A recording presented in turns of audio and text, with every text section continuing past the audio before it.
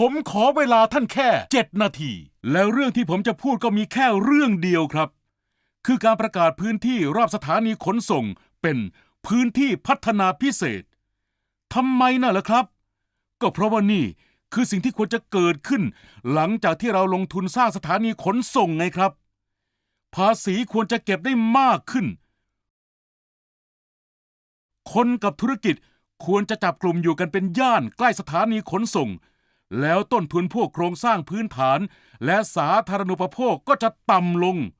ค่าใช้จ่ายต้นทุนภาระภาษีอะไรทั้งหลายทั้งแหล่ที่เกี่ยวกับน้ำมันหรือไอเสียรถยนต์ก็ควรลดลงแล้วคนที่มีคุณภาพชีวิตดีขึ้นมีเวลาเหลือมีโอกาสเดินมากขึ้นสูดดมควันพิษน้อยลงก็จะมีสุขภาพที่ดีขึ้นแน่นอนครับหมายถึงค่าใช้จ่ายของรัฐบาลในการดูแลสุขภาพของประชาชนก็จะน้อยลงไปด้วยแต่มันไม่เป็นแบบนั้นไม่เลยครับเราลองมาดูอนุสาวรีย์ชัยสมรภูมิกันครับที่นี่เป็นศูนย์กลางการเดินทางของคนกรุงเทพแต่ลองมองให้ชัดๆสิครับนี่คือขนาดพื้นที่ที่คนใช้เพื่อเชื่อมต่อการเดินทางผมอาจจะต้องเดินจากสถานีรถไฟฟ้าตรงนี้มาถึงนี่เพื่อขึ้นรถเมล์ตากแดดมั่งตากฝนมั่งแบบนี้มันสะดวกสบายแน่เหรอครับแล้วในย่านที่ราคาที่ดินสูงลิ่วเรายังได้เห็นภาพพวกนี้ครับตึกร้างพื้นที่ว่างห้องแถวชั้นเดียวแล้วนี่ก็คือสิ่งที่มันเกิดขึ้นกับทุกพื้นที่รอบสถานีขนส่งครับทุกๆสถานีพญาไทอโศกสายใต้ใหม่สนามบินดอนเมือง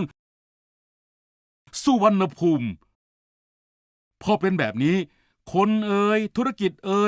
จะเลือกอยู่ตรงไหนครับก็ไปอยู่ตรงไหนก็ได้ขอแค่รถเข้าถึงเพราะสุดท้ายแล้วยังไงเขาก็ต้องใช้รถเมืองก็เลยเติบโตไปแบบไร้ทิศทางแล้วรัฐบาลก็จ่ายไปสิครับค่าสร้างถนนค่าเดินเสาไฟ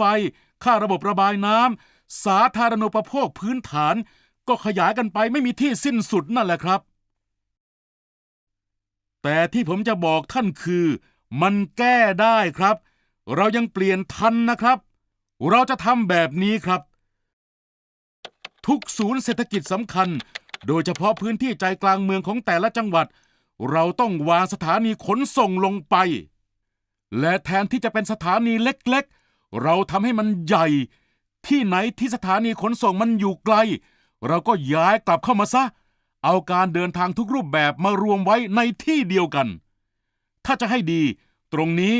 รัฐต้องประกาศเป็นนโยบายออกมาเลยครับทำให้การเดินทางมันสะดวกให้คนเขาเลือกวิธีเดินทางของเขาเองได้กำหนดเวลาเดินทางได้และลดค่าใช้จ่ายในการเดินทางแบบนี้เขาเรียกว่า Multimodal Transportation Center หรือศูนย์คมนาคมขนส่งซึ่งตอนนี้ประเทศใหญ่ๆทั่วโลกเขาทำกันหมดแล้วครับจากนั้นเพื่อให้เกิดประโยชน์เศรษฐกิจด้วยเราก็ต้องมาวางแผนพัฒนาพื้นที่รอบศูนย์คมนาคมขนส่งแล้วก็สถานีต่างๆที่มีศักยภาพกำหนดให้พื้นที่ในรัศมี 1,600 เมตรเป็นย่านความหนาแน่นสูงที่รัฐจะลงทุนโครงสร้างพื้นฐานไว้ให้ครบถ้วนโดยเฉพาะอย่างยิ่งในระยะ 800 เมตรเนี่ยครับต้องกระตุ้นให้เอกชนเข้ามาลงทุนที่อยู่อาศัยออฟฟิศร้านค้าและต้องกำหนดให้มีสัดส่วนที่เหมาะสมด้วยนะครับ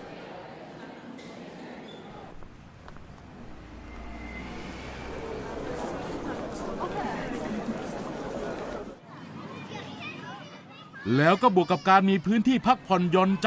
สวยๆมีทางเดินที่น่าเดิน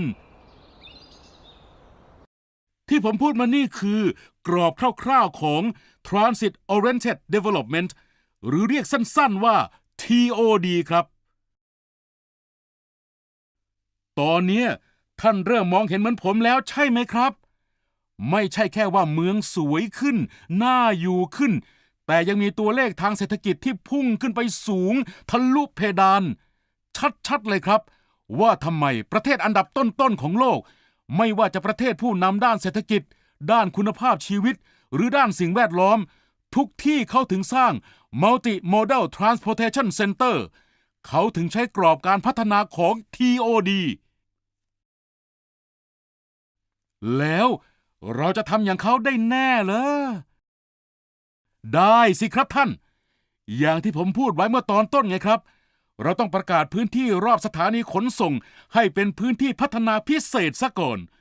งดเว้นการบังคับใช้กฎหมายผังเมืองควบคุมอาคารการจัดสรรที่ดินอาคารชุดหรือข้อกำหนดอะไรก็แล้วแต่ที่จะมาเป็นข้อจำกัดในการพัฒนาหรือการลงทุนในพื้นที่ซะ